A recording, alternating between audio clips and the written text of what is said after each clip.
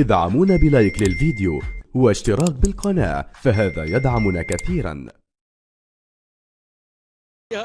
في ذلك الوقت أيضا يبحث المغاربة عن لقب ثان في تاريخهم في بطولة كأس العرب، على اعتبار بأن المنتخب المغربي فاز ببطولة 2012 وكانت البطولة الوحيدة التي حصل عليها المنتخب المغربي على مستوى بطولة كأس العرب، والآن يبحث عن إضافة لقب آخر في سجلات الكرة المغربية التي تتفوق في السنوات الأخيرة في الكثير من الأحداث.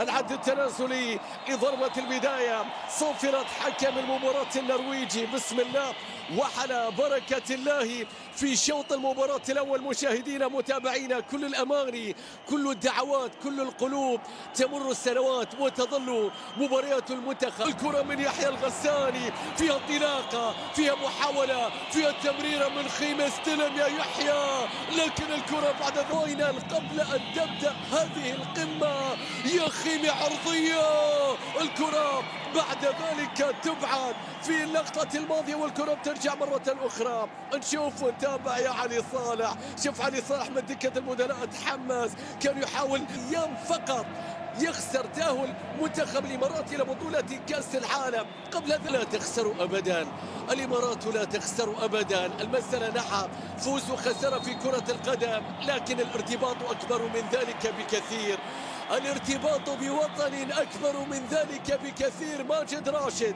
قدم مستويات جيدة حقيقة ورائعة في المباريات الماضية، يكسب ثقة شوط المباراة الأول. مشاهدينا متابعينا، 4 دقائق عرضية مغربية. أذكر السادة المشاهدين بأن المنتخب المغربي يملك أقوى خط دفاع في هذه البطولة، استقبل هدف وحيد فقط، عادت إلى الموسوي، بيرسل له كرة، التمريرة تأتي، النقلة تأتي، برافو لوكاس بيمينتا، بيرسل له كرة، عادت برونو بيرسل له كرة لكن الكرة مقطوعة، تعود الكرة مرة أخرى من جديد، النقلات، التمريرات راحت إلى ربيع حريمات لاعب خط الوسط المغربي، والكرة اللي بتتحول في الجهة اليمنى في التمريرة. عبد الرزاق حمد الله يعود من الإيقاف لكن في دكة البدلاء، طارق السوداني في دكة البدلاء، وليد أزارو، التصويبة يا ساتر، لكن حارس المرمى المقبالي، يا مقبالي نريد هدوءك وتركيزك.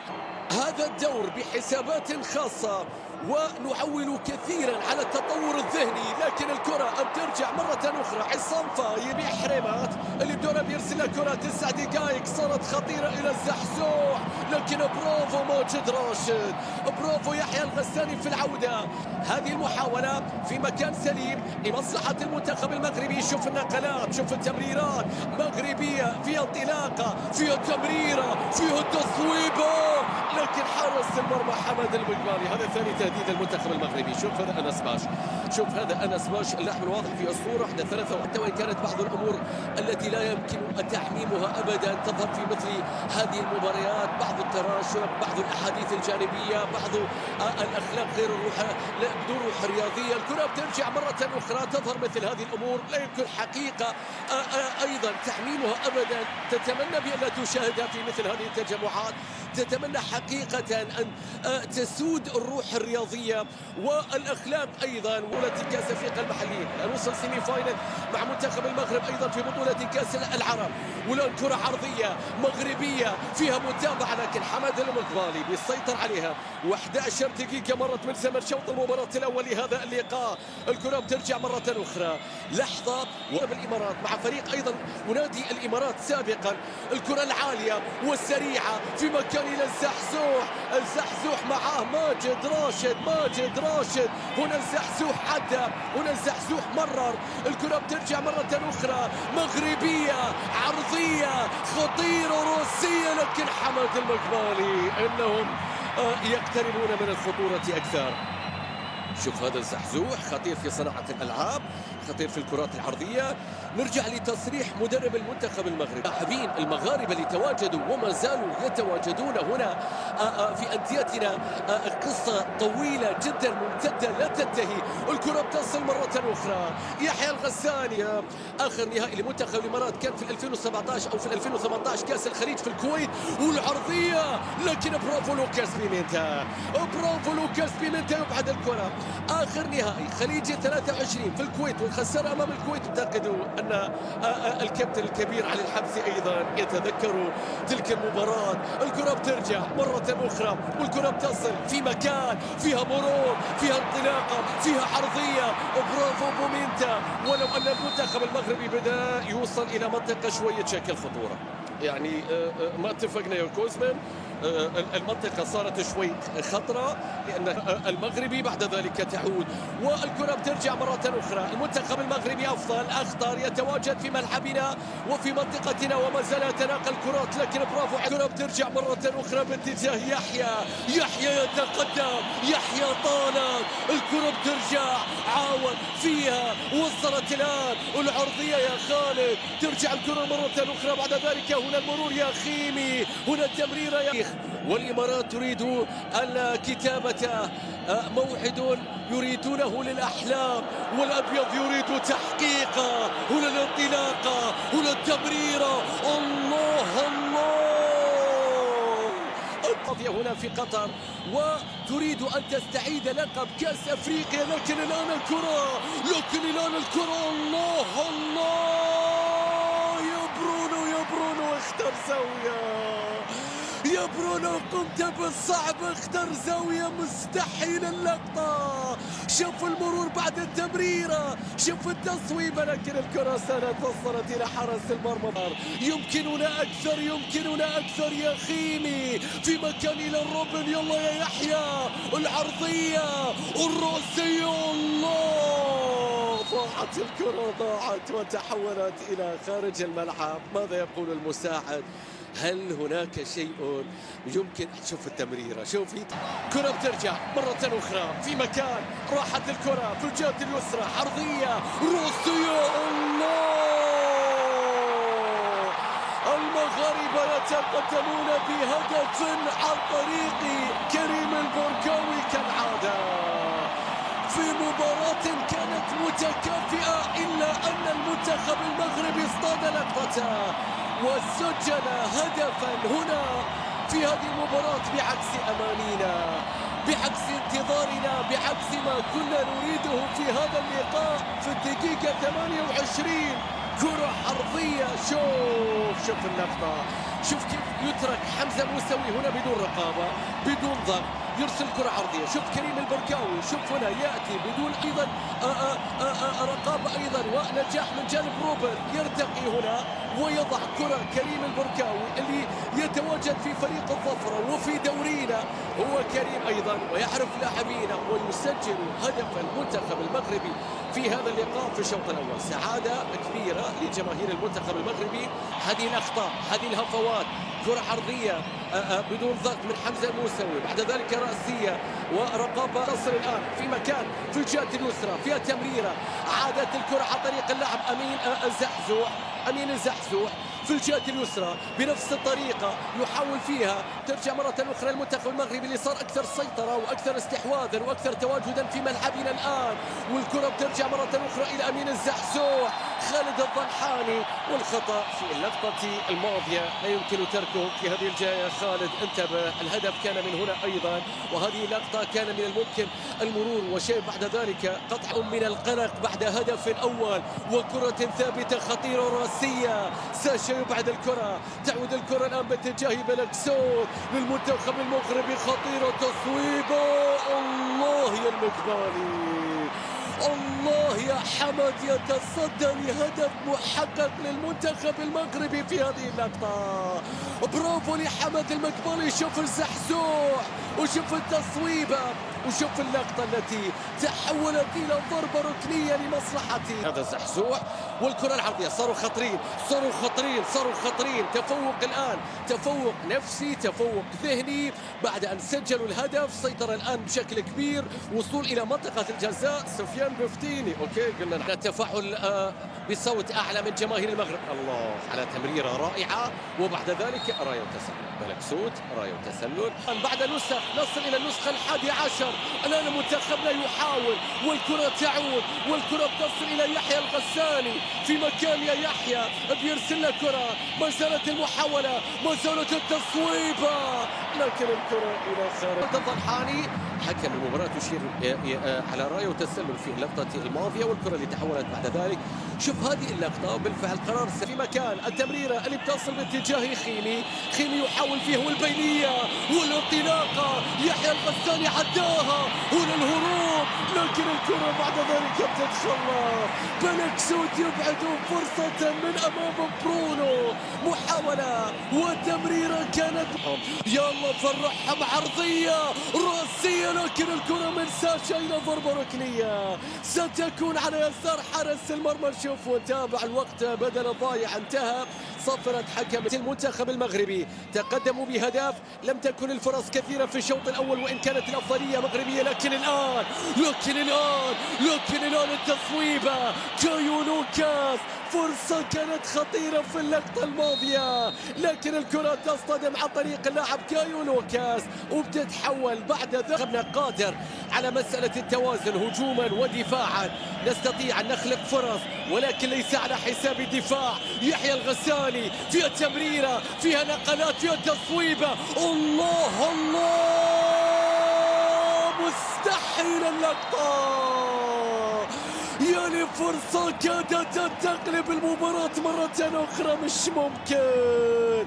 شوف اللقطة، شوف اللعبة، شوف الكرة، شوف التيكي تاكا، عرضية روبن يصوب، هل كان متسللا؟ كويس، راحت إلى خيمي، النقلة تأتي، العرضية الراسية، المتابعة يا يحيى، لكن الفرصة بتضيع، الكرة بتروح. منتخبنا أفضل الآن، والنقلات منتخبنا أفضل الآن هجوميا. المحاولة تصل العرضية ولكن الكرة خاطئة بتعدي، تغير اتجاه الفرصة بتضيع. كان يمكن وما زال يمكن. يا مفتيني هل انحضرت من أجل بلاد تنتظر عرضية، والله مستحيل اللقطة، راسية كانت قريبة وكأنها لقطة دروغبا على الباير. يا للكرة، هل لمست العارضة؟ نعم لمست العارضة.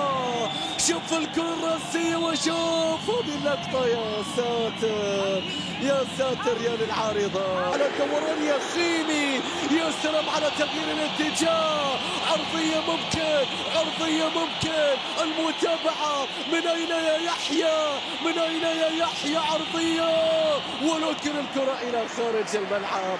في اللقطة الماضية لسه فرصة ولسه إشارة الأوكي، لسه يحيى في نص الملعب يحاول تغيير الاتجاه باتجاه بلكسوت، وصلت الكرة في الجهة اليمنى، النقلات المغربية، العرضية، ولكن ساشا يبعدها. تذكروا أنهم سجلوا من أول فرصة لهم في الشوط الأول.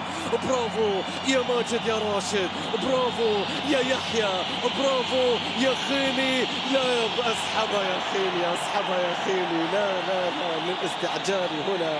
شوف اللقطة ما كان لها داعي، ما كنت مضغوط، ما كنت مع أنديتنا ولا شك ارتبطوا بذكريات كبيرة جدا مرورا بالجيل الحالي، لكن الكرة باتجاه بلكسوت،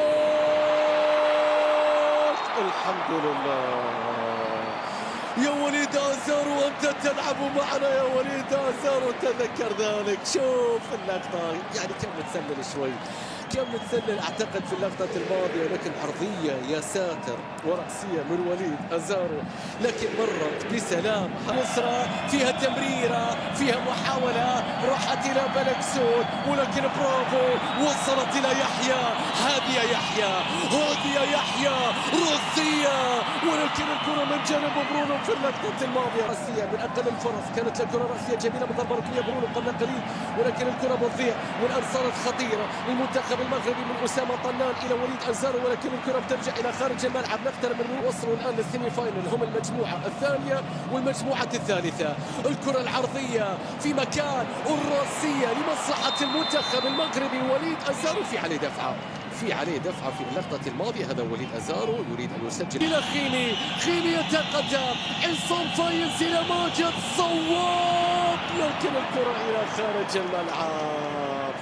إلى خارج الملعب يا ماجد. كرة عصام فايز، عصام فايز لو عدى، عصام فايز مرة، يلا يا روبن، عرضية راسية دربكة، لكن ما زال أقوى دفاع. شوف المنتخب المغربي، شوف التنظيم الآن في التمرير، الهدوء الآن، شوف التغيير الآن لو عدت خطيرة، لكن برافو الكرة بترجع. زالت هناك محاولات وما زالت هناك تغييرات. ريتشارد أوكولو سيكون بديلا، وأيضا اللاعب سلطان عادل راح يكون بديل بالنسبة للمدرب موراريو كوزمان. البركاوي يسقط، سلامات إن شاء الله، سلامات.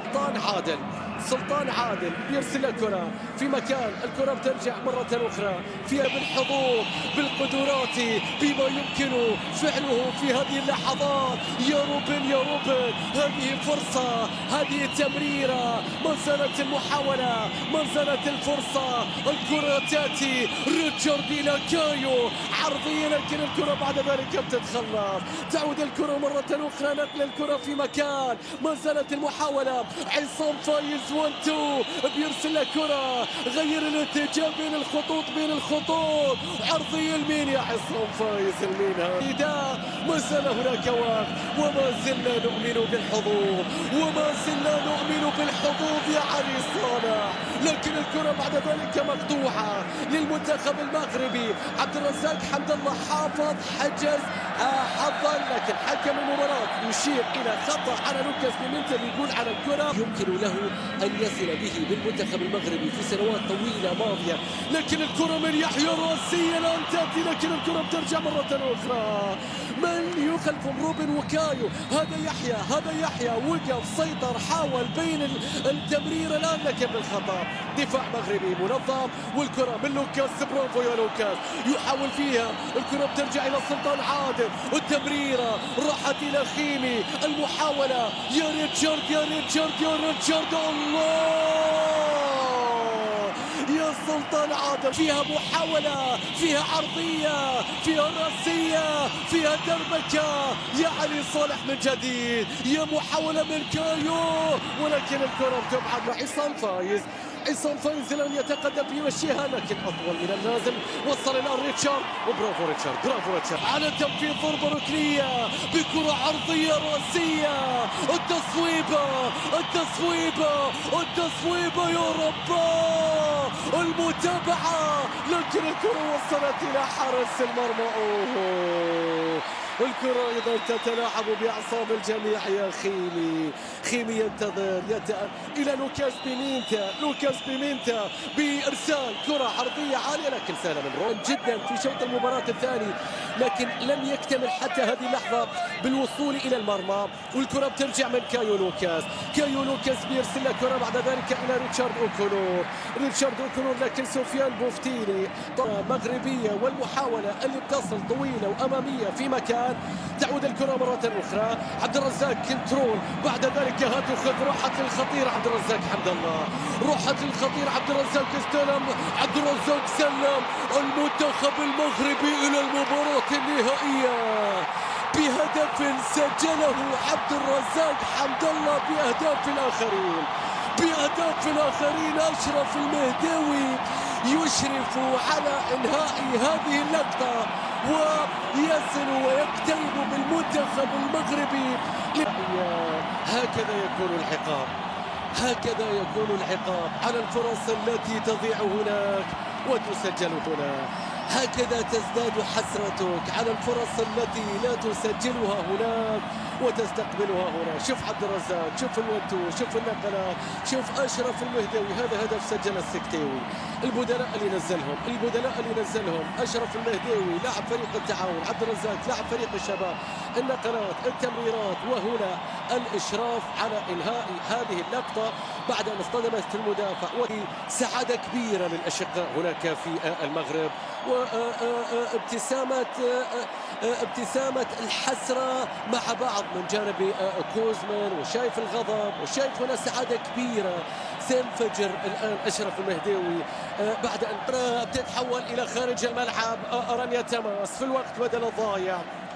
يظل جمهور الإمارات هو أكثر من يستحق الإشادة، الأكثر من يستحق التقدير، تحية حقيقية لكل جماهير الإمارات الوفية التي حضرت وتواجدت، وهنا فرصة أخرى يحسمون من خلالها كل شيء. عبد الرزاق حمد الله لا يشارك هنا إلا ليقوم بهوايته وينهي كل شيء بثلاثية نظيفة. مشاهدينا يصلون من خلالها إلى المباراة النهائية. صنع وسجل وأنهى كل الآمال، ووصلت المغرب مشاهدينا إلى نهائي آخر في تاريخها بحثا عن لقب ثاني في تاريخ الكرة المغربية. عبد الرزاق حمد الله الهداف الذي لا يجيد شيئا أكثر من ذلك، نعم، ولا يعرف دائما سوى تسجيل الأهداف في كل المناسبات. دقائق بسيطة لكي يتمركز، هفوة دفاعية، هذا الكارتي. كنا نتمنى على الأقل أن تكون الخسارة على الأقل بنتيجة 1-0، لا أن يتم الانهيار في الدقائق الأخيرة. طارق السكتيوي ينجح في تغييراته، في تبديلاته. شوف وليد الكارتي، شوف العرضية، وشوف هنا الهفوة، وشايف عبد الرزاق حمد الله ينهي كل شيء. هارد لك لجماهير الإمارات، حظ أوفر لجماهير الإمارات، هارد لك لكل من كان يتمنى فوز لجماهيرنا. مبروك من الأعماق لكل روح الرياضية، لكل الأشقاء في سلطنة في أهلنا في المغرب، لكل الأشقاء يا طارق السكتيوي وعبد الرزاق حمد الله وبقية الأسماء وجماهير المغرب في كل مكان. مبروك من الأعماق هذا الوصول المستحق لفريق منظم ولفريق استطاع أن يحافظ على نظافة شباكه، وخسارة كبيرة حقيقة في السيمي فاينل في الدقائق الأخيرة، وبعد شوط ثاني كانت في أفضلية لكن بدون نتيجة، وننتظر صافرة حكم المباراة. الصافرة مشاهدينا تولي أحداث هذه المباراة. المنتخب المغربي إلى المباراة النهائية كأول الموصلين إلى نهائي بطولة كأس العرب. منتخب الإمارات يخرج بعد أن خسر في الدور نصف النهائي في هذه المشاركة من أمام المنتخب المغربي الشقيق. مشاهدينا متابعينا، هارد لك كبيرة جدا لكل جماهير الإمارات ولكل شعب الإمارات بانتظار نتيجة تعوضهم قادما ولاحقا في الاستحقاقات القادمة. تقبلوا تحياتي والكلمة تنتقل للزميل محمد الهودي. تفضل لك الكلمة.